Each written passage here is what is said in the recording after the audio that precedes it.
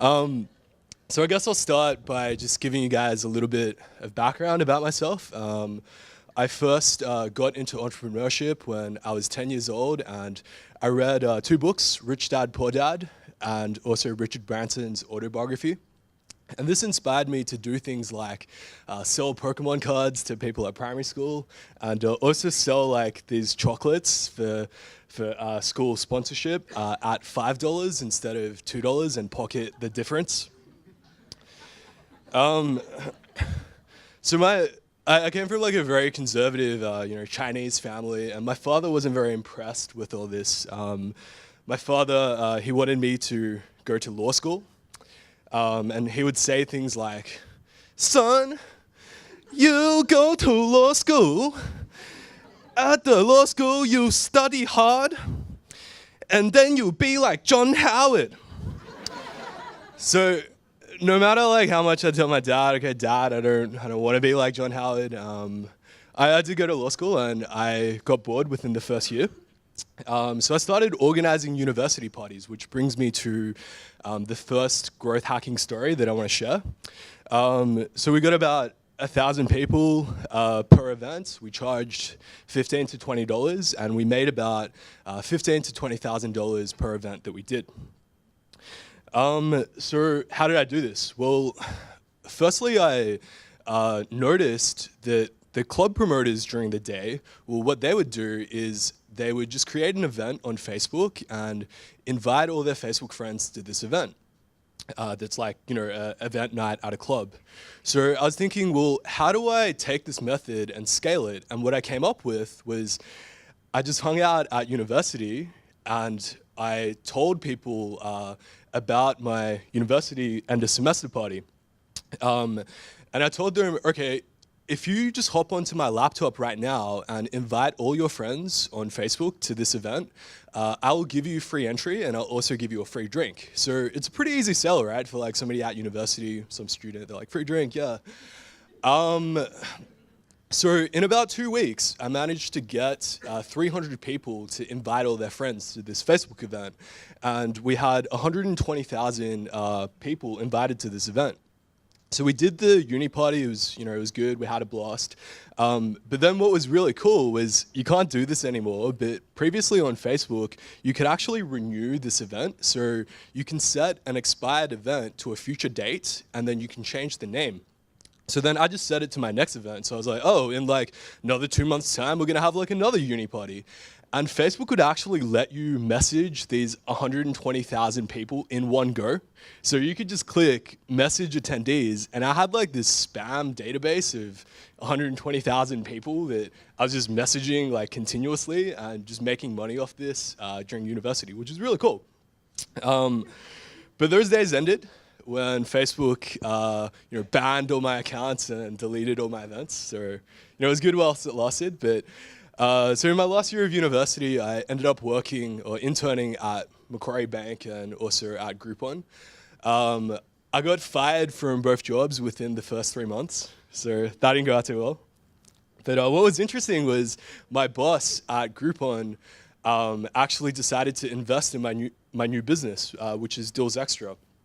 So Deals Extra is a daily deals aggregator. So it's basically a directory of discounts on restaurants, travel, experiences. Sorry. And so currently it has 230,000 unique visits per month, 400,000 email subscribers, and it does about 4 million in voucher sales every year. So if we take a look at my Google Analytics, you'll see that 69% of the traffic for Deals Extra is organic traffic. So it's been driven to my site via Google. Sorry, I just get a...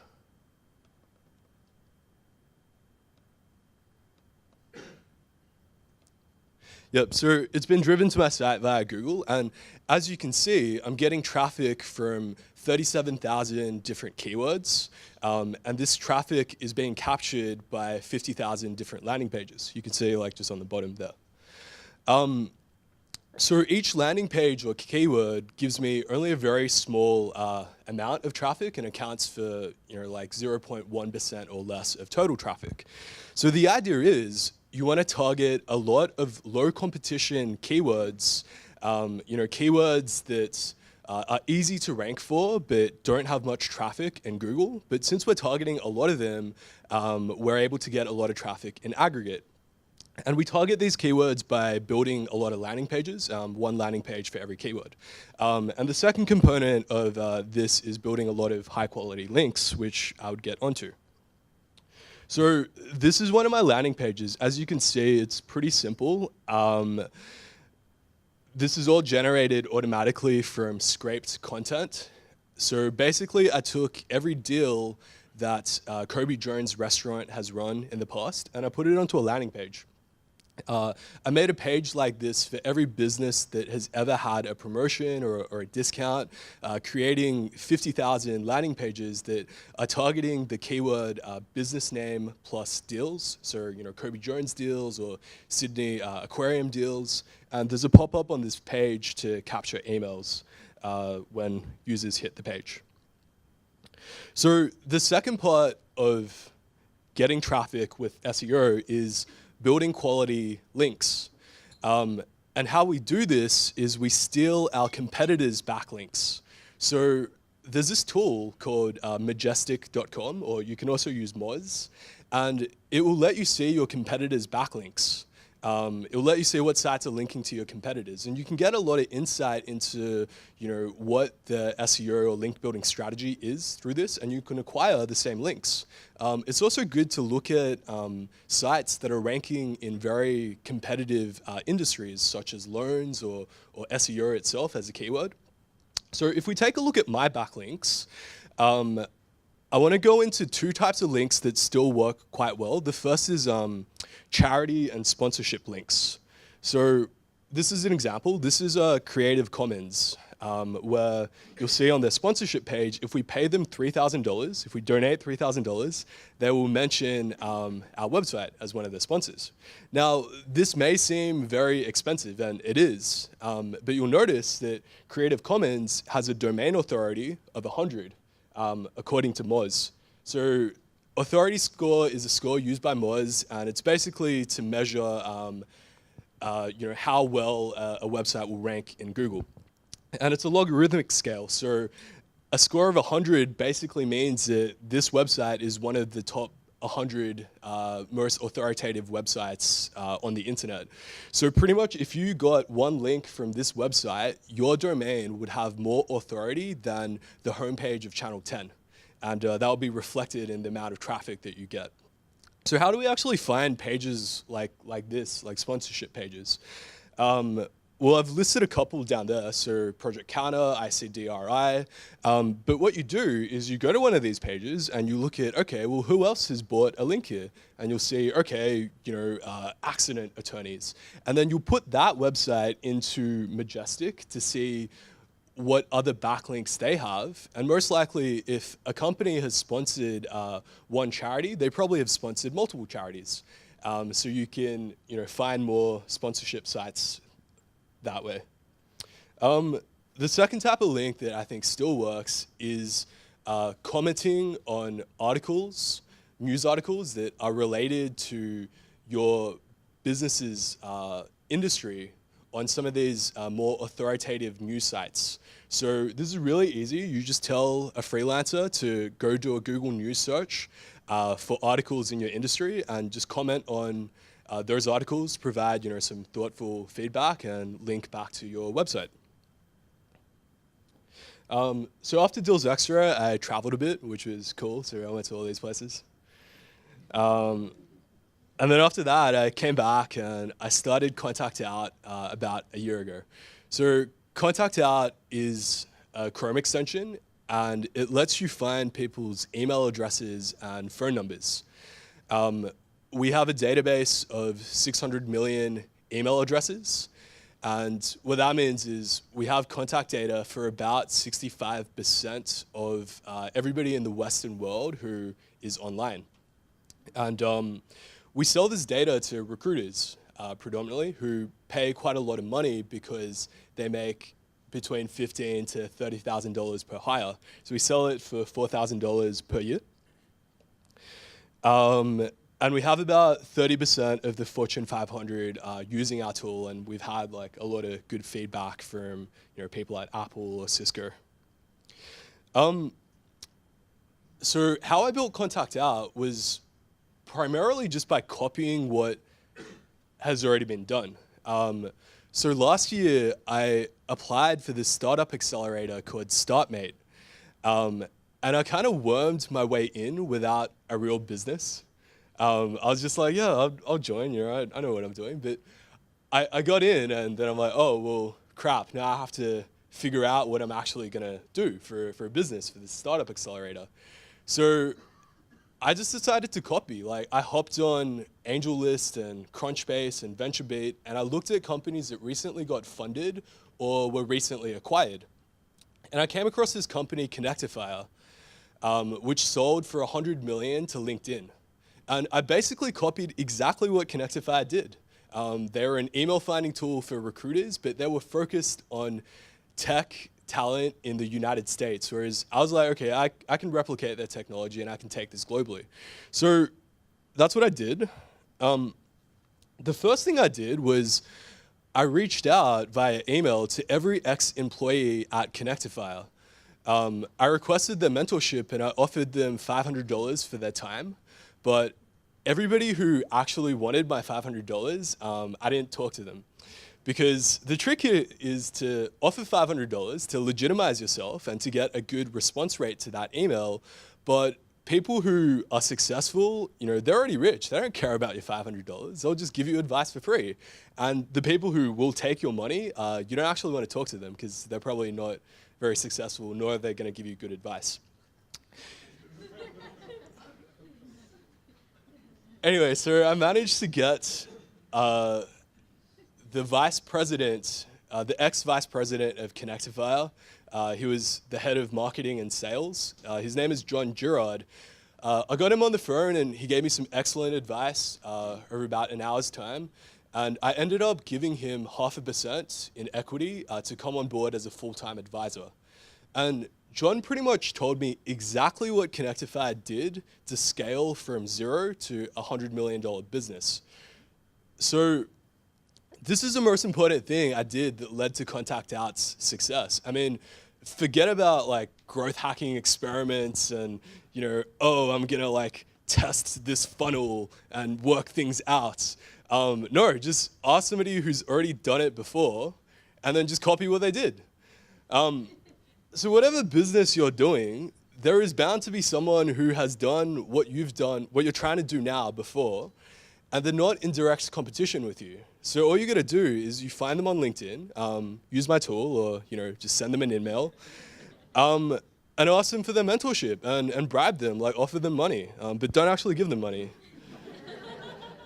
So this is the email that I sent to John at Connectifier, just seeking your mentorship regarding Connectifier. Hey, I'm a tech entrepreneur. I want to do something similar to Connectifier. I'd really appreciate your mentorship. Can I give you $500 for half an hour of your time? And yeah, you'll find that you'll get about a 50% response rate because people want to help you. Like other successful entrepreneurs want to help the next generation. They realize it's hard and they realize how much help they got. So just ask for help. People would be responsive. So the next thing I wanted to touch upon was, so 70% of Contact Out's user acquisition right now is from word of mouth. And this isn't like some tactic or trick that we did. It's simply because we have the best email data on the market. Like we provide 3 times more emails than any other tool. And then, that's why there's all these recruiters that are like talking about us, writing blog posts, telling their friends about us. And, I used to be of the mindset that I'm like, I can, engineer word of mouth. I can like create this viral loop and incentivize people to tell their friends about my shitty product. Whereas in truth, like that doesn't actually work. You can't like engineer a viral loop from incentives. Like I think the best way to drive word of mouth is to just build a great product. But then that's kind of cliched, you know, you all heard that before. Like, how do we actually build a great product? I think a great framework for how do we achieve product market fit is Running Lean by Ash Maurya. So Running Lean is pretty much like a practical version of the Lean Startup, which I'm sure you guys are all aware of, is the book by Eric Ries. So the Lean Startup is kind of nice to know in theory, but you're not sure how exactly this directly helps you. Whereas Running Lean provides extremely practical, step-by-step guidance on how you should go about validating your product, how you should go about achieving product market fit in the most efficient way. And it really emphasizes, you know, how do you get the most learning and reduce risk the most while spending the minimal amount of resources. So I'm not exaggerating when I say that reading this book has saved me at least $500,000 and at least 2 years of my time. I think it's the best business book out there that I've read on startups, so definitely read it if you haven't. So just in summary of the growth hacks that I've shared so far, so exploit social media sites when they're new. Unfortunately, Facebook isn't anymore. SEO means targeting a lot of keywords with a lot of landing pages, so low competition keywords, and building a lot of quality backlinks, which you can steal from your competitors by using majestic.com. You want to copy as much as you can. You want to copy business ideas, and you want to reach out to ex-employees of your competitors that have done it before and bribe them with $500. The biggest driver of the biggest growth hack is to just get product market fit. Like, actually get a product that is 10 times better than what's out there, and people will just use your product. But this is really hard. So, read Running Lean, and that will give you a framework of how to do that. So we're hiring a growth hacker. So if you're interested, I didn't put my email up there, but it's rob@contactout.com, really simple. I think what excites me about doing Contact Out is, I've always been a growth hacker. I've always been really interested in growth. And I think Contact Out to me is the ultimate growth hack. I'm like, well, I have this opportunity to create an email database of everybody in the world. I think I'll do that. So I kind of made it for my own amusement, partly. And then, so just in the second half of this talk, I kind of wanted to go high level. So, it's going to get a little bit woo-woo here. And I want to talk about mindset, because I think it's just as important as tactics. So take what you will from this. The first mindset that I want to talk about is reading a shit ton of books. Reading has helped me a lot in trying to figure out what to do in both my business life and my personal life. I read voraciously. I read maybe 100 or so books last year. And a way that you can hack this is listen to audiobooks. Because you can listen to audiobooks whilst you're driving, whilst you're at the gym, if you're cooking. You can multitask, so you can find at least 2 to 3 hours a day to listen to audiobooks. And then if you play them at 2 times or 3 times speed, which will take a while to get used to, then you can finish a book every 2 days. I don't understand why people don't read. I mean, some of the most successful people in the world, we're talking billionaires, leaders of nations, they've sat down for a year or two and distilled the best of their wisdom, the principles of their success into a book, and it's available for $10 instantly from a device in your pocket, and yet most people don't read. And I think it's tragic almost, and I think it's because thinking is hard. Like, you don't want to think. Most people don't want to think about, okay, what do I want to achieve in my life or what my purpose is? People just go through life half asleep, doing things because their parents told them to do so, or working jobs they hate because society thinks that it's prestigious to be a lawyer. I'm talking about myself, by the way. and never really knowing what you want to achieve in life. And this is tragic because it's really important to know what you want to achieve in life because life is short and one day you're going to be dead. So, I guess my point is reading books has really helped me gain clarity into, figuring out what my purpose is and what I want to do. And that's really, really helped. So here is a list of my favorite books. So feel free to take a photo if you want. I'm not going to, quite a lot of them there, so I'm not going to go through them. Or I'll send you this slide deck afterwards. Let me know when you guys are done.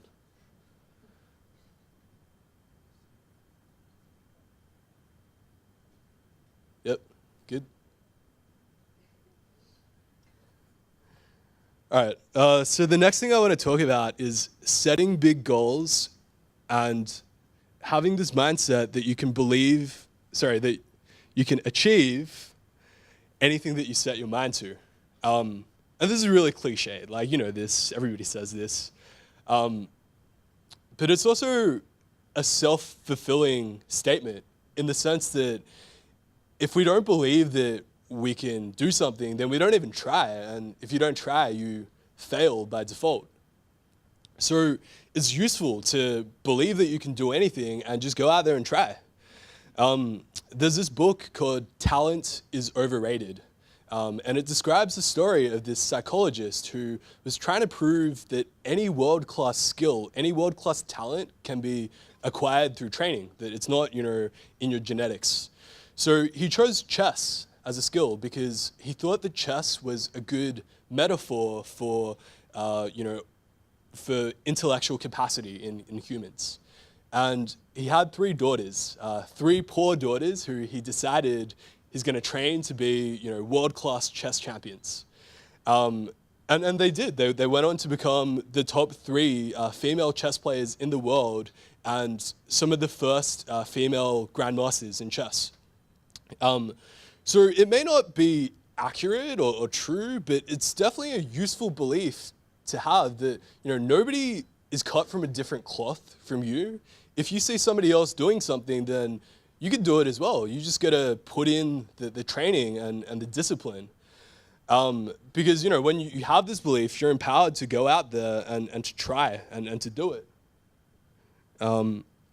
So something I learned last year was it's actually easier to achieve big goals than small ones. So what the mentors at StartMate told me was creating a big company is easier than creating a small company. Because when you're trying to solve a big problem, a problem that is meaningful and could change people's lives, this inspires people. This makes people want to invest in your company. This makes, convincing others to join your team a lot easier.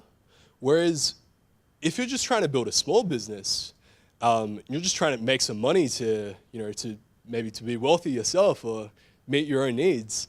It's a smaller task, but less people are willing to help you, and it's actually harder because you got to go at it alone. So just do the big business because it's not actually harder. So all this talk about goals, but if you don't have the discipline to put in the hours to actually achieve them, then you're just daydreaming. This is all useless. A mentor of mine once said to me that success is not when you achieve your goal. It's not when you're on stage, achieving your medal or trophy. It's like the process of going to the gym every night and just hitting punching bags and lifting weights again and again and just punching through the pain with discipline. And something I've really struggled with as an entrepreneur when I went out on my own was finding the discipline to put in consistent hours into my work because I don't have a boss, I don't have deadlines. There's no external pressure. I don't need to work. I could be diving in Thailand. So, I really had to find this self-discipline of, putting in the hours. And what I found was really helpful was this tool called Time Doctor. So Time Doctor is really simple. It's a stopwatch on your computer. You press start when you're working. You press stop when you press stop when you're not working. And And it'll give you reports of how many hours you worked this week, on what tasks and what applications you used, as well as the websites that you spent your time on. So, you know when people say that if you don't measure it, you can't improve it? So by measuring exactly what you're spending your time on, you can optimize. You can kind of like growth hack the process of growth hacking, or you growth hack your own productivity. So like, oh, I spent 5 hours on Facebook last week when I thought I was working, like maybe I should stop.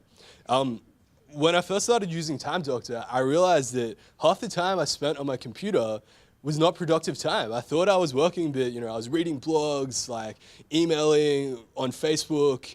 And it's really important that you actually measure your productive hours, because if you don't, you'll feel like you were really productive last week, but you actually weren't. You don't know how productive you are.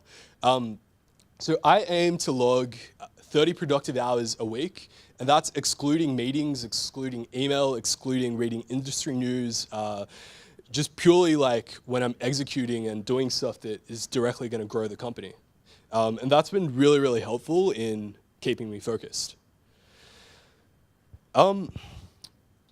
So as we're putting in the hours and working, we need to make sure that we're working on tasks that have the biggest impact.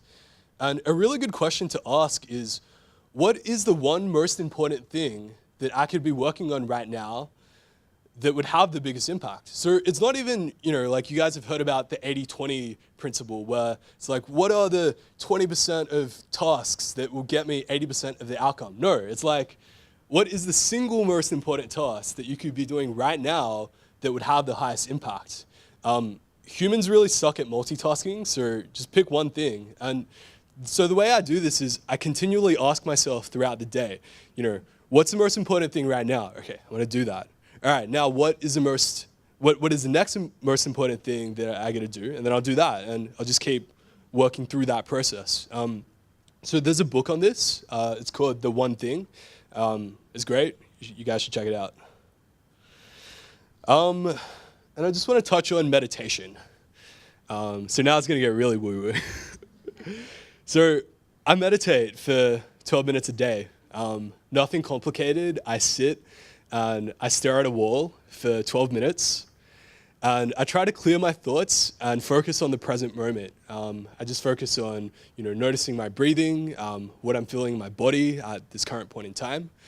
And meditation really helps me shut off my mind, because I find that at times I get into these thought loops where I can't stop thinking, I can't stop worrying. I might be anxious about some situation in my business or in my personal life, and then I'll start getting anxious about the fact that I'm anxious.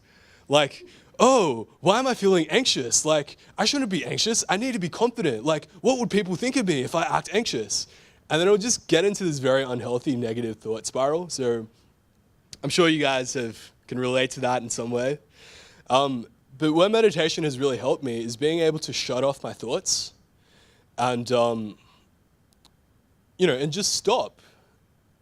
Just stop thinking and, just to appreciate this present moment and appreciate that by some crazy miracle of nature, I'm alive and conscious right now.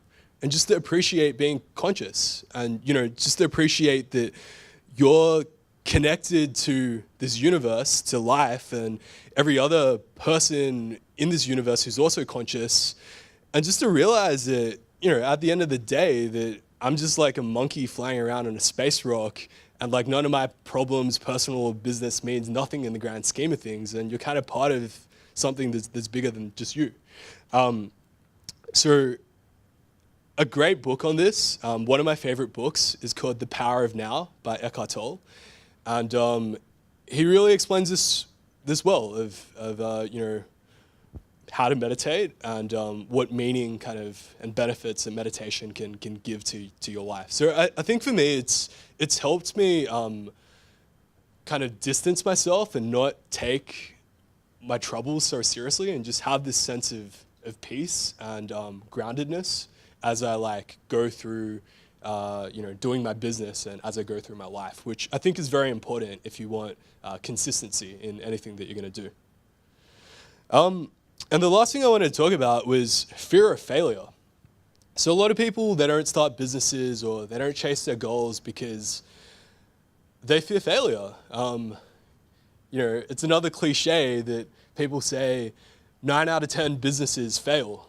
And what this means is you just have to try more than 10 times to succeed. So I kind of said to myself when I got into business that I'm going to keep trying until the end of my days. And at the end of my days, if I didn't succeed, I would be happy knowing that at least I tried and I gave it my best shot. I try to focus on getting joy from the process of doing business and not from having to succeed. So the process of being able to create a company and call it your own, it's kind of like the feeling that you get when you're a kid and you bought a Lego set and you built a spaceship and you're like, wow, I created something with my own hands. I love the process of being able to create something that has the potential to impact the world, to change things, to influence people's lives. And I love the process of being able to think for myself and make my own decisions and have my results in my life be determined by the quality of the decisions I make, instead of, working at a corporation where you're being a yes man and you're taking instructions from your higher ups and you're mostly executing. You're not thinking about, what should I be doing? You're doing, and somebody else is telling you what you should be doing. So I just wanted to leave you with a quote from Theodore Roosevelt. It's called "The Man in the Arena." So, it is not the critic who counts, not the man who points out how the strong man stumbles, or where the doer of deeds could have done them better.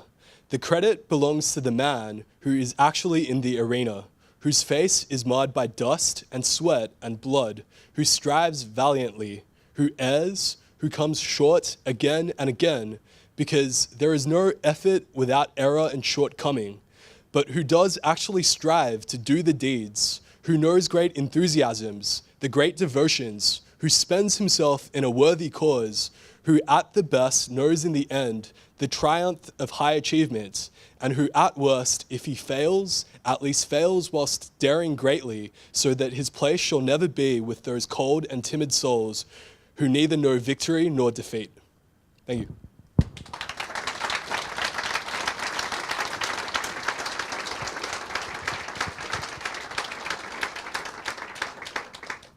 All right, cool guys. Let's do question time. 5 to 6 questions, and then we'll have a 5 to 10 minute toilet break. And can I also ask that we use this catch box just for the benefit of anyone who gets to watch it later? Hi, my name is Olga. Thank you for the presentation. I think you came up with some very creative ways to achieve what you want. I was wondering if you ever had ethical dilemmas in building your business? Yes. I try not to harm people. But I think, the things I've done are probably, quite spammy. But yeah, I do try not to harm people, so.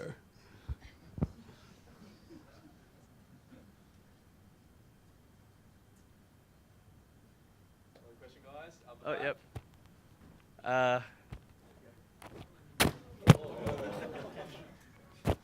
So you love to read, but if we're sending you to a desert island with only one of your books, which one are you taking with you to read again and again?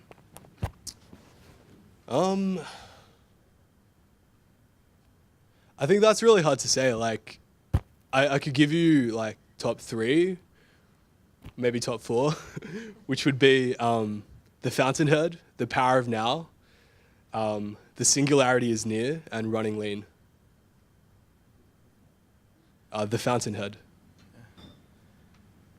Cool. Rob, over here. Interesting talk. Suddenly went from growth hacking to some sort of Tony Robbins inspirational talk. But no, it was really good. No, thank you. Actually energized me a lot, so thank you. But I guess going back to your growth hacking, or even relating to your books as well, potentially. So look, there's a lot of information around growth hacking on the internet. We share articles all the time in the Facebook group, or even just exploring, right? It's kind of taking your books, right? You don't read books for the sake, or listening to books for the sake of listening books. Like, how do you take the lessons that you have and apply it? I don't mean to entrepreneurial life, but how do you apply it to kind of your decision making around your growth hacking tactics, or do you at all?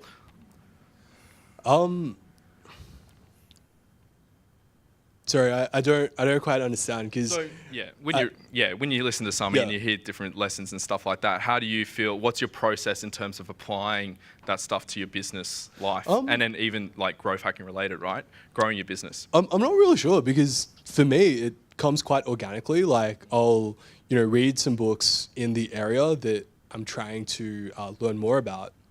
So recently that would have been sales.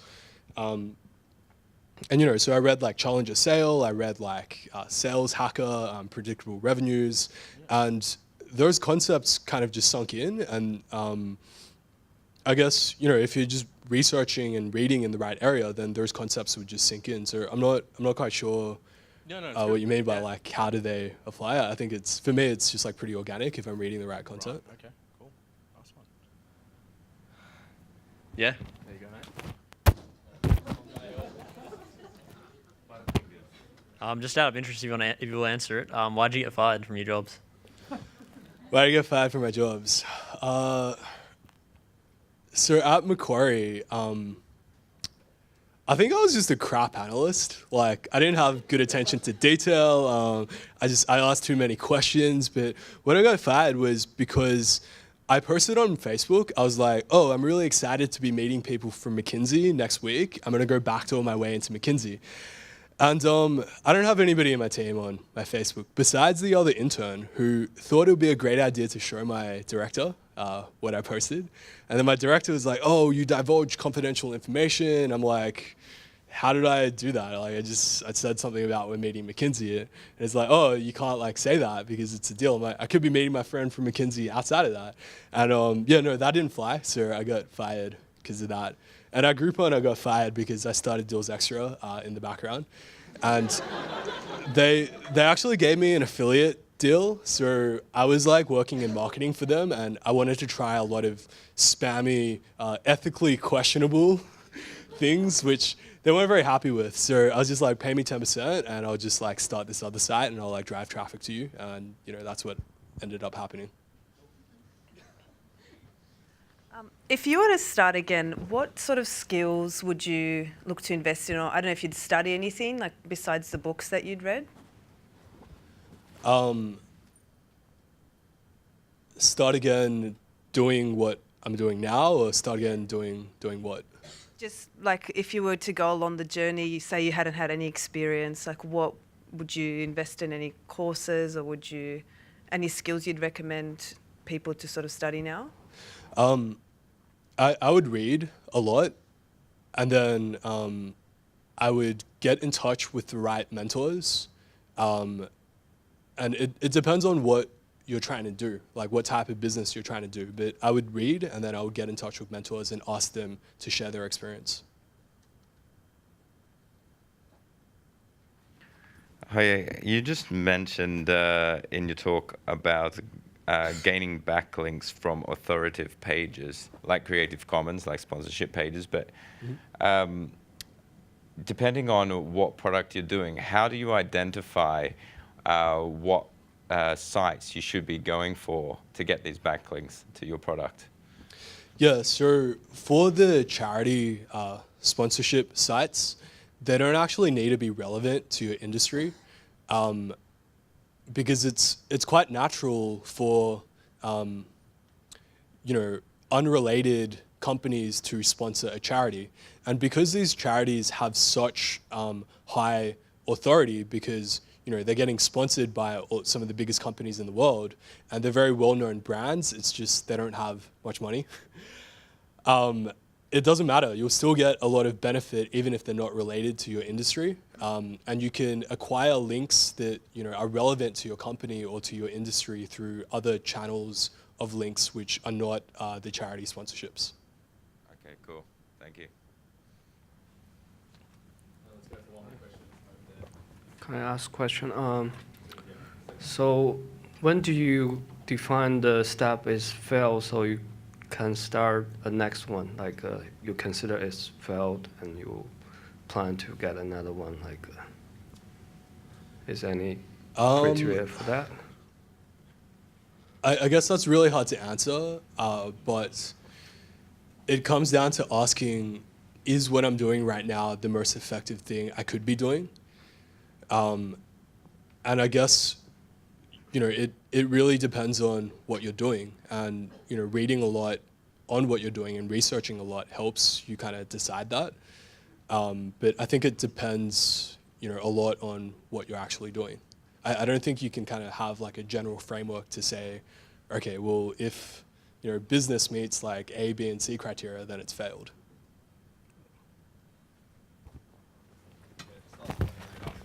Yep. At the moment for you, what's the most important business task that you're tackling? Most important business task. Trying to find a way to monetize effectively. Yeah, because we have a lot of users and they are monetizing, but we want to monetize them better. Okay, cool, thank you. Last one over there, mate. Last one. I'm just wondering, do your parents still give you career advice? Yeah, they do actually. So my mom actually still wants me to go back to law school. Like I never finished. So it's still it's still the same. The same. Still wants me to be John Howard. Doesn't stop. Cool. Thanks, Rob. Appreciate it, mate.